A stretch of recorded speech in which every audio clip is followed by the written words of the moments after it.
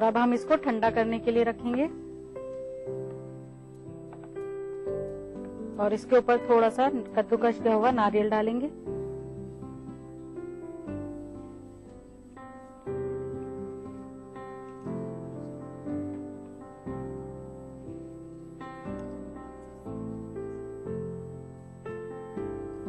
नाज़रीन, ये रेसिपी जो है ये बीकानेर की मशहूर रेसिपी है, क्योंकि इसको लोग वहाँ पर नाश्ते में खाना पसंद करते हैं या शाम की चाय के साथ लेना पसंद करते हैं, क्योंकि इसके अंदर ताकत की चीज डलती है। अनार होता है इसके साथ और नारियल होता है कद्दूकस किया हुआ, तो वो लोग इसको बहुत शौक से खाते हैं और बहुत आराम से ये जल्दी से बन भी जाती है, ज्यादा टाइम नहीं लेती। जब ये ठंडी हो जाएगी तो हम इसकी कटिंग करेंगे।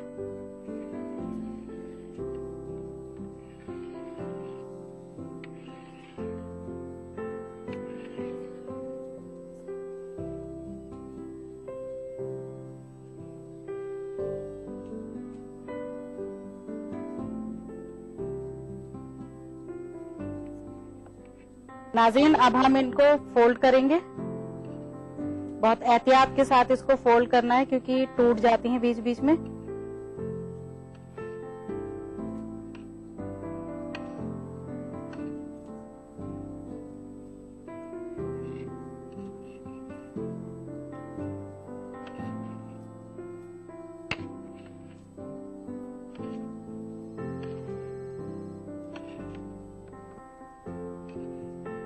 इस तरह से हमें फोल्ड करना है इसको।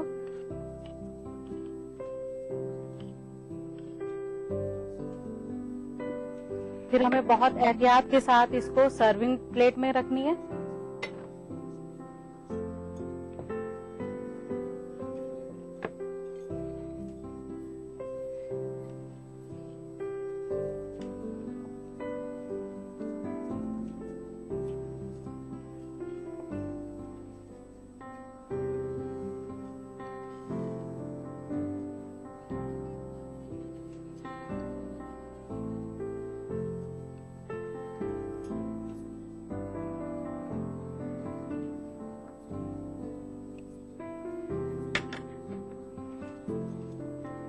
फिर हमें नारियल दोबारा से डालना है इसके ऊपर।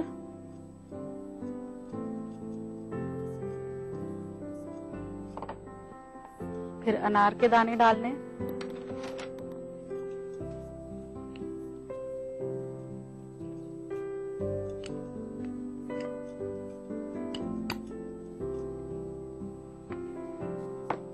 थोड़ा सा हरा धनिया गार्निश करेंगे।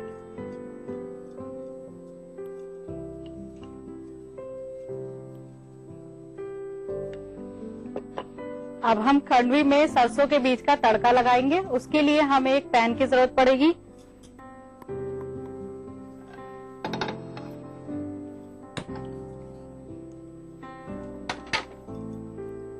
थोड़ा सा ऑयल,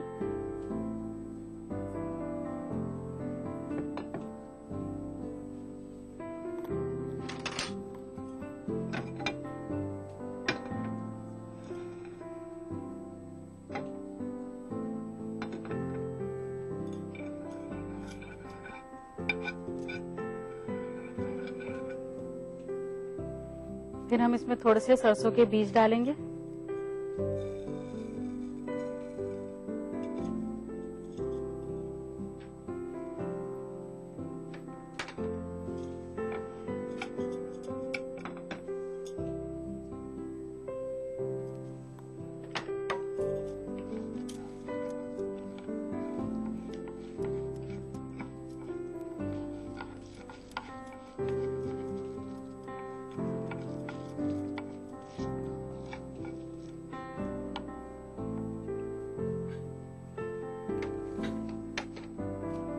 अब हम इन बीज को खंडवी के ऊपर डालेंगे।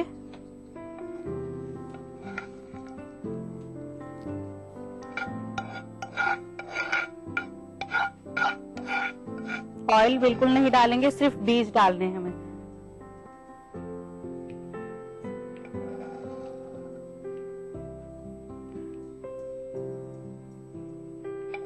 नाज़रीन, बनकर तैयार है हमारी बेसन की खंडवी और मुझे उम्मीद है आपको जरूर पसंद आई होंगी और आप इसको ट्राई भी करेंगी। तो इसको बनाने के लिए जल्दी से नोट कर लीजिए इसकी रेसिपी। बेसन की खांडवी के लिए चाहिए बेसन, नारियल, सरसों के बीज, अनार, तेल, नमक और हरा धनिया। बेसन की खांडवी बनाने का तरीका: सबसे पहले एक बाउल में बेसन, नमक और पानी डालकर पेस्ट बनाएं। फिर एक पैन में बेसन के पेस्ट को घी के साथ पकाएं। जब बेसन पक जाए तो एक ट्रे में निकालकर उस पर नारियल डालें, फिर उसे रोल बनाएं। इसके बाद एक सर्विंग प्लेट में अनार के दाने से गार्निश करके सर्व करें। नाज़रीन, क्या आप नहीं बनना चाहती मेरे शो का हिस्सा? अगर हाँ तो भेजिए एक अच्छी सी रेसिपी। अगर वो रेसिपी होती है सिलेक्ट तो आपको मौका मिलेगा मेरे साथ मेरे किचन में अपनी रेसिपी बनाने का। तो देर किस बात की, नोट कीजिए हमारा पता। हमारा पता है अक्से रसोई, 2E/12 3rd floor, Jhandewalan extension, new Delhi 110055। हमारा ईमेल आईडी है responseurdu@etv.co.in। नाज़रीन, अब वक्त हो चला है आपसे इजाजत लेने का, इस वादे के साथ कि फिर मिलेंगे कुछ नई रेसिपीज के साथ। तब तक के लिए खुदा हाफिज।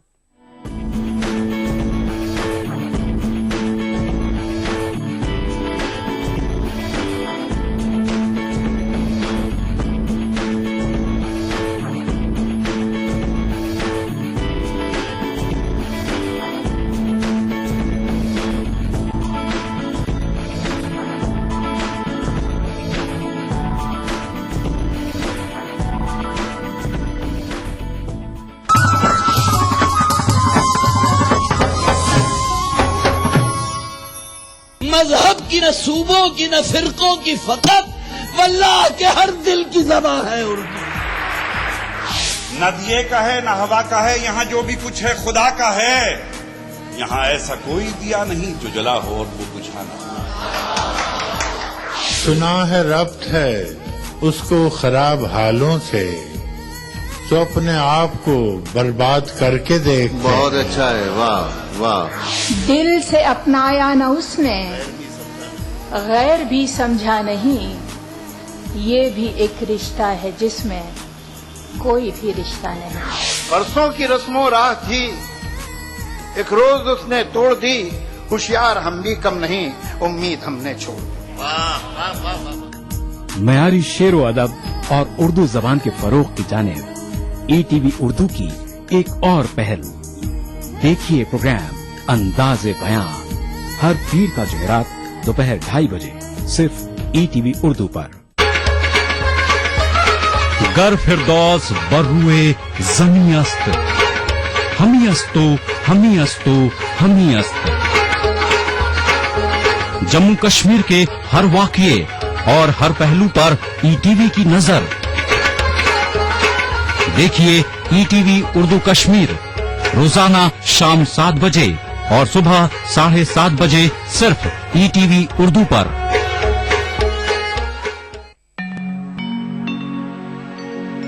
सितम को हम करम समझे,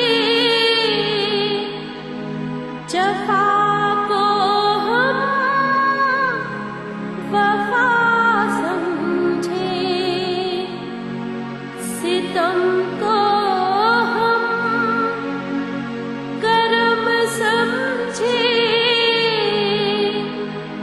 जफा को हम वफा समझे।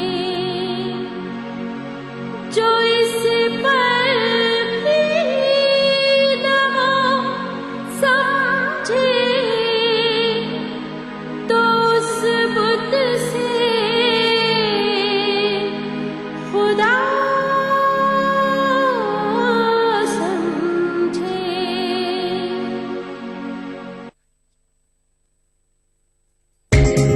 ETV उर्दू पर अगला प्रोग्राम।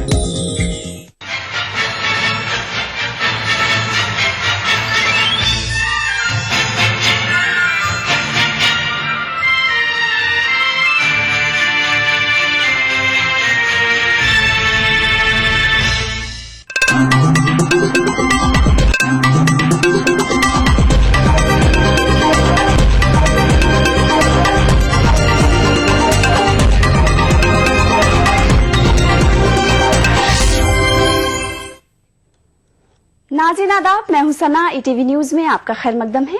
सबसे पहले खबरनामे की सुर्खियां। गोवा के कैनकोना में जेर तामीर हमा मंजिला इमारत मुनहदम, महलुकीन की तादाद हुई 13। आम आदमी पार्टी ने लोकसभा इंतखाबात में ज्यादा से ज्यादा सीटों पर लड़ने का किया फैसला, केजरीवाल नहीं उतरेंगे मैदान में। गुलाम नबी आजाद ने मरकजी वजारत सेहत की कारकर्दगी पर डाली रोशनी, कहा गुज़िश्ता 4 बरसों में हुआ 6 नए एम्स का कयाम। और बांग्लादेश में आज आम इंतखाबात, अपोजिशन की हड़ताल के दौरान तशद्दुद में 2 अफराद हलाक, कई पोलिंग मराकज नजर आतिश। नाज़रीन, ये थी अब तक की सुर्खियां। अब खबरें तफसील से। गोवा के कैनकोना टाउन में सनीचर को एक जेर तामीर इमारत मुनहदम होने के वाकये में महलुकीन की तादाद 13 हो गई है। मलबे से अब तक 23 अफराद को निकाला गया। मलबे के नीचे मजीद अफराद के दबे होने का खदशा जाहिर किया जा रहा है। इत्तलात के मुताबिक हादसे के वक्त 40 अफराद तामीराती काम के सिलसिले में इमारत में मौजूद थे। कैनकोना टाउन दारुल हुकूमत पणजी से 80 किलोमीटर के फासले पर वाक़ है। राहत और बचाव का काम जारी है।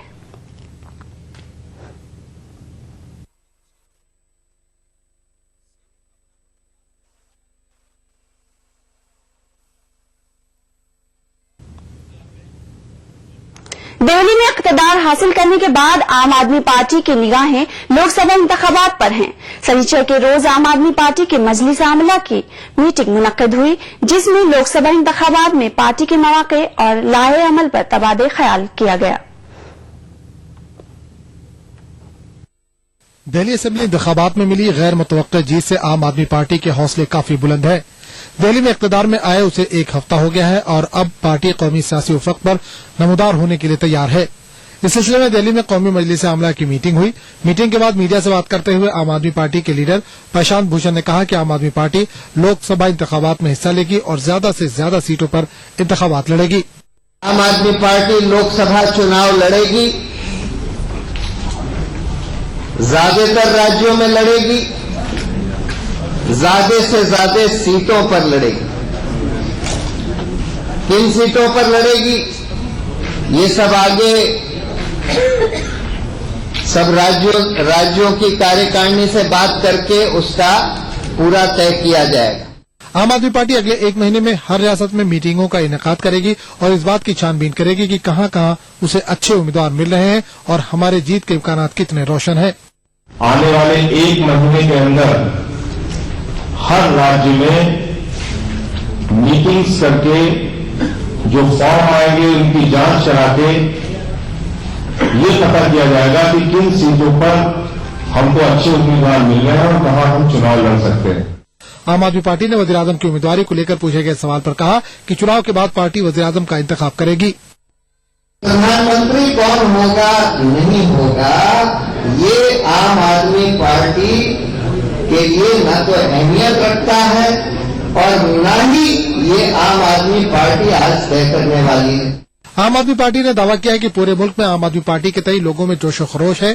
पार्टी की मेंबरशिप हासिल करने के लिए लोगों में होड़ लगी हुई है। Bureau report, ETV news. आम आदमी पार्टी के लीडर अरविंद केजरीवाल ने कहा है कि वो 2014 में होने वाले लोकसभा इंतखाबात नहीं लड़ेंगे। केजरीवाल दिल्ली में मीडिया से बातचीत कर रहे थे। लोकसभा का चुनाव लड़ रहा, लेकिन प्रचार के लिए जरूर जाऊंगा, पार्टी के प्रचार के लिए। क्योंकि मोदी वर्सेस अरविंद केजरीवाल वर्सेस राहुल का आजकल चर्चा शुरू हो रही है। देश की राजनीति ये नहीं है। अरविंद केजरीवाल भी इम्पोर्टेंट नहीं है, मोदी जी भी इम्पोर्टेंट नहीं है, राहुल जी भी इम्पोर्टेंट नहीं है। देश की राजनीति बेसिकली भ्रष्टाचार और महंगाई के खिलाफ है। इस देश की जनता पिस चुकी है बुरी तरह से।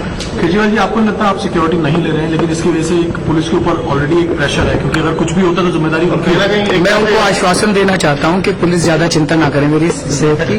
बहुत बड़ी लाइफ लाइन है, कुछ नहीं होने। बीजेपी ने इल्जाम लगाया है कि कांग्रेस और आम आदमी पार्टी के दरमियान मैच फिक्सिंग है।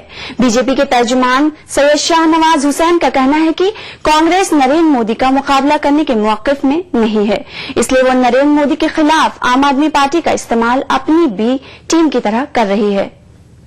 आम आदमी पार्टी और कांग्रेस के बीच में मैच फिक्सिंग है। ये पूरी तरह से जान रहे हैं कि इस देश में नरेंद्र मोदी जी की हवा है।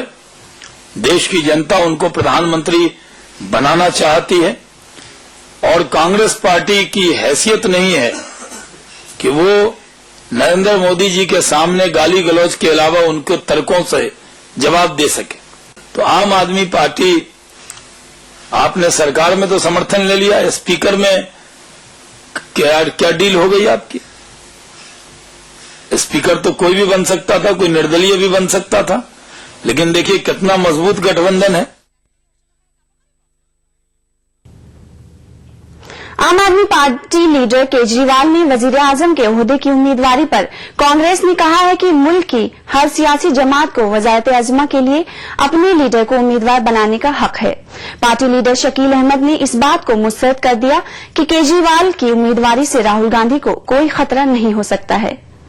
जनतंत्र में हर पार्टी को अधिकार है कि वो अपना उम्मीदवार खड़ा करे, उम्मीदवार प्रोजेक्ट करे, जनता के पास जाए और जो जनता का फैसला होता है वो सबको स्वीकार होता है और सबको उसको मानना चाहिए, स्वीकार करना चाहिए। राहुल गांधी जी के लिए किसी तरह का कोई खतरा कोई पार्टी पैदा नहीं कर सकती है।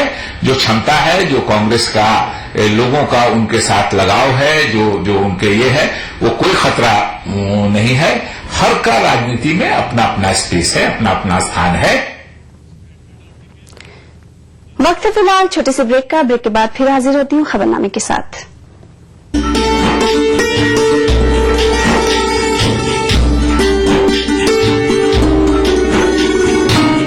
औरंगाबाद में वाक़े दरगाह हजरत निजामुद्दीन कलीमी चिश्ती रहमतुल्लाह अलैह की क्या है तारीखी अहमियत?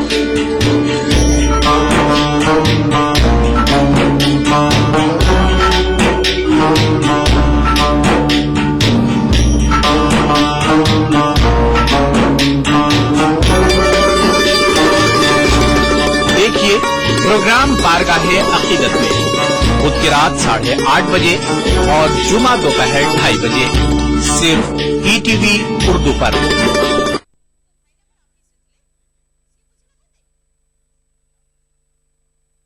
जम्मू कश्मीर हमारे मुल्क हिंदुस्तान और पाकिस्तान के बीच में जंग का अखाड़ा बन गया है। ये जो टीवी चैनल्स पे बैठ के यहाँ कहते हैं उनको सबक सिखाओ, ये करो, इनको ये अंदाजा नहीं है कि जब गोलियां चलती हैं तो कौन लोग मारे जाते हैं, हमारे बॉर्डर के लोगों का क्या हाल होता है, बुजुर्गों का क्या हाल होता है, बच्चे कितने डिस्टर्ब हो जाते हैं, कितना खून बहता है। हमारा जो टूरिज्म को, हॉर्टिकल्चर, जो हमारा पावर सेक्टर, ये 3-4 सेक्टर हमारे फोकस होंगे, उसी से आपकी जॉब जनरेशन भी होगी और उसी से आपकी इकोनॉमिक जो है रिवाइवल भी होगा और आप जम्मू कश्मीर को आगे ले भी जा सकते हैं।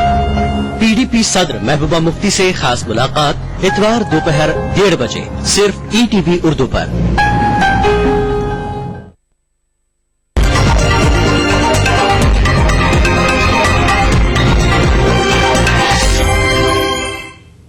खबरनामे में फिर एक बार आपका खैर मकदम है। मुल्क के पहली heavy duty rocket launcher GSLV के खला में छोड़ने जाने के लिए उल्टी गिनती शुरू हो गई। 29 घंटे की उल्टी गिनती शनिचर के सुबह 11 बजे 20 मिनट पर शुरू हुई। हिंदुस्तानी खलाई तहकीकाती इदारे इसरो के मुताबिक GSLV मवासिलाती सैटेलाइट GSAT-14 को खला में पहुंचाएगा। GSLV को आज आंध्र प्रदेश के श्रीहरिकोटा से शाम 4:18 पर दागा जाएगा। आंध्र प्रदेश के श्रीहरिकोटा में कायम मुल्क के रॉकेट पोर्ट पर GSLV की लॉन्चिंग की तैयारियां जोरों शोर से जारी हैं। उल्टी गिनती शुरू हो चुकी है। अगर सब कुछ ठीक ठाक रहा तो 29 घंटे का काउंटडाउन मुकम्मल होने के बाद इतवार को 4:18 पर इसे दागा जाएगा। GSLV मवासलाती सैटेलाइट GSAT-14 को आउटर स्पेस में पहुंचाएगा। रॉकेट को लॉन्चिंग पैड पर गुज़िश्ता 28 दिसंबर को लाया गया था। इसरो के मरीख मिशन की कामयाबी के बाद अब सबकी निगाहें GSLV के इस मिशन पर हैं। GSLV के एक रॉकेट में देसी साख्ता क्रायोजेनिक इंजन लगा है, जबकि इसके एक रॉकेट में रूसी इंजन नस्ब है। GSAT-14 1982 किलो वजनी है। इसरो को यह रॉकेट गुज़िश्ता अगस्त में ही छोड़ना था, लेकिन एक इंजन का ईंधन लीक हो जाने के सबब ऐन मौके पर मिशन को रोकना पड़ा था। इस किस्म के रॉकेट दागने में 2010 में मिली 2 नाकामियों के बाद जीएसएलवी का यह पहला मिशन है। जीएसएलवी 3 इंजनों वाला रॉकेट है।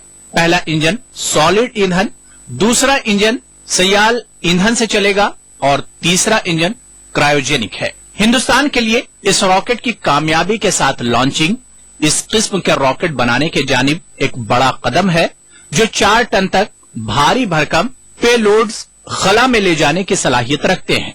Bureau report, ETV news. BJP ने वजीर आला वजीर आजम के कश्मीर मसले के ताल्लुक से किए गए दावे की वजाहत मांगी है। बीजेपी लीडर अरुण जेटली ने सवाल किया है कि वजीर आजम मनमोहन सिंह मुल्क के अवाम को ये बताएं कि कश्मीर मसले का क्या मुमकिन हल है। राज्यसभा में अपोजिशन लीडर और अरुण जेटली ने उम्मीदवार जाहिर की है कि कश्मीर मसले पर हिंदुस्तान पाकिस्तान की लाइन पर नहीं चल रहा है, क्योंकि पाकिस्तान के लिए कश्मीर मसला एक अधूरे एजेंडे की हैसियत रखता है।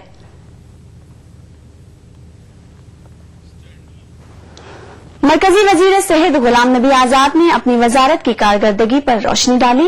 अहमदाबाद में एक प्रेस कॉन्फ्रेंस से खिताब करते हुए आजाद ने बताया कि गुज़िश्ता 4 बरसों में मरकजी वजारत सेहत ने कई गिराकद्र खिदमात अंजाम दी हैं। आजाद ने बताया कि गुज़िश्ता 4 बरसों में 6 एम्स कायम किए गए हैं और 7वीं की बुनियाद डाली गई है। एजुकेशनल और हॉस्पिटल दोनों के लिए हमने 3 साल में 6 नए ऑल इंडिया मेडिकल इंस्टीट्यूट बनाए। 60-65 साल में हमारे पास सिर्फ 1 ऑल इंडिया मेडिकल इंस्टीट्यूट था। अभी पिछले 4 साल में हमने यूपीए 2 में 6 नए ऑल इंडिया मेडिकल इंस्टीट्यूट बनाए और जिनके मेडिकल कॉलेजेस पिछले 2 साल से चालू हो गए हैं और ओपीडी भी पिछले साल से शुरू हुआ है और इस साल के आखिर तक ये 6 के 6 फुली फंक्शनल मेडिकल इंस्टीट्यूट्स होंगे। एक 7वां एम्स का आधारशिला रखी गई है यूपी के अंदर।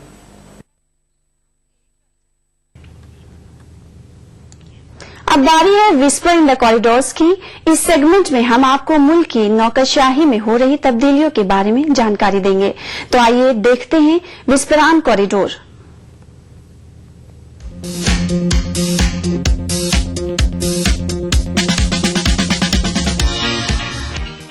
कॉमर्स सेक्रेटरी एसआर राव 31 जनवरी को रिटायर हो रहे हैं। राव 1978 बैच के गुजरात कैडर के आईपीएस पदवीधर हैं। एसएस ग्रेवाल ने डायरेक्टर जनरल जंगलात का इजाफी चार्ज संभाला। ग्रेवाल 1977 बैच के आईपीएस अफसर हैं। पावर गैलरी में चल रही खबरों के मुताबिक अर्चना रामचंद्रन के मरकज में एडीजी सतह पर तकरीरी की जा सकती है।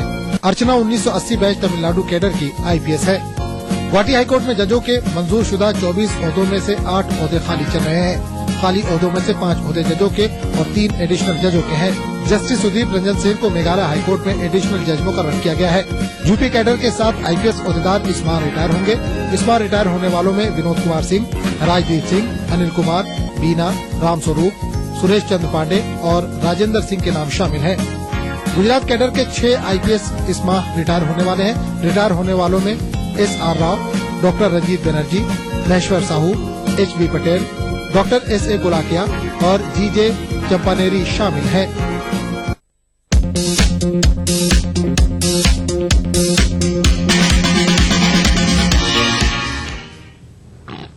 सयाहत के वजीर गुलाम अहमद मीर का कहना है कि कश्मीर में विंटर टूरिज्म को बढ़ावा देने के लिए कई तरह के इकदाम किए जा रहे हैं।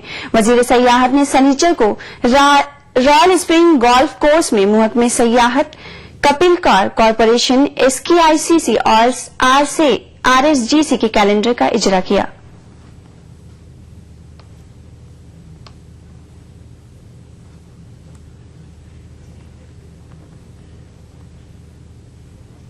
इस वक्त हम विंटर के लिए तैयार हैं। विंटर टूरिज्म के लिए, विंटर एक्टिविटीज के लिए जो हमारी कैलेंडर एक्टिविटीज है उसके लिए हम एकदम तैयार बैठे और शायद आने वाले कुछ दिनों में हमारी एक्टिविटीज शुरू हो जाएंगी, जिसका मेन केंद्र रहता है गुलमर्ग। और इस साल हमारी कोशिश है कि गुलमर्ग से बाहर, जैसे पहलगाम में भी कुछ इवेंट्स होंगे, पहलगाम के अलावा और भी जहां जहां पर स्कोप है उसको भी देखा जा रहा है, ताकि और दूर दराज इलाकों में भी उस तरह की छोटी मोटी एक्टिविटीज शुरू करें, ताकि लोगों के नजर में आए। जब तक ना अपने लोगों के नजर में चीज आता है तब तक हम बाहर के दुनिया को कितना भी समझाएं शायद वो समझ नहीं पाते।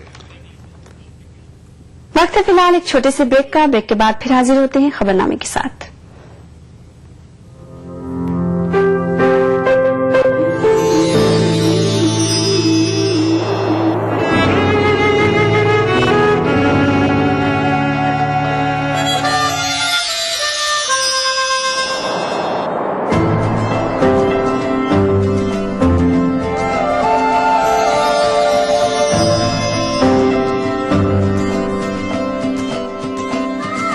नए एहसासों से जुड़े नए रिश्ते बिखेरेंगे रंग।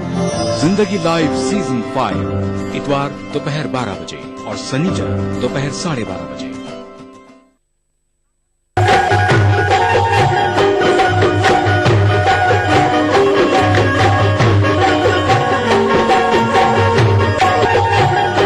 उत्तर प्रदेश के काकोरी में वाक़ खानकाह काज़मिया कलंदरिया रहमतुल्लाह अलैह दरगाह की क्या है तारीखी अहमियत।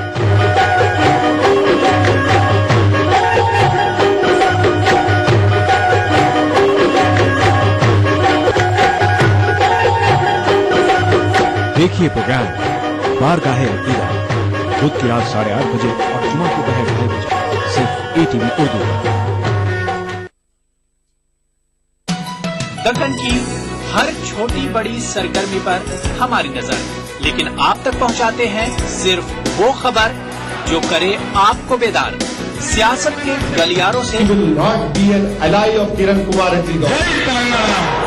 रोजमर्रा की जिंदगी दक्कन के गोशे गोशे से आप तक खबरें पहुंचाता दक्कननामा, रोजाना शाम 6:30 बजे। जम्मू कश्मीर हमारे मुल्क हिंदुस्तान और पाकिस्तान के बीच में जंग का अखाड़ा बन गया है कि ये जो टीवी चैनल्स पे बैठ के यहाँ कहते हैं उनको सबक सिखाओ, ये करो, इनको ये अंदाजा नहीं है कि जब गोलियां चलती हैं तो कौन लोग मारे जाते हैं, हमारे बॉर्डर के लोगों का क्या हाल होता है, बुजुर्गों का क्या हाल होता है, बच्चे कितने डिस्टर्ब हो जाते हैं, कितना खून बहता है। हमारा जो टूरिज्म को, हॉर्टिकल्चर, जो हमारा पावर सेक्टर, ये 3-4 सेक्टर हमारे फोकस होंगे, उसी से आपकी जॉब जनरेशन भी होगी और उसी से आपकी इकोनॉमिक जो है रिवाइवल भी होगा और आप जम्मू कश्मीर को आगे ले भी जा सकते हैं। PDP सदर महबूबा मुफ्ती से खास मुलाकात इतवार दोपहर 1:30 बजे सिर्फ ETV उर्दू पर।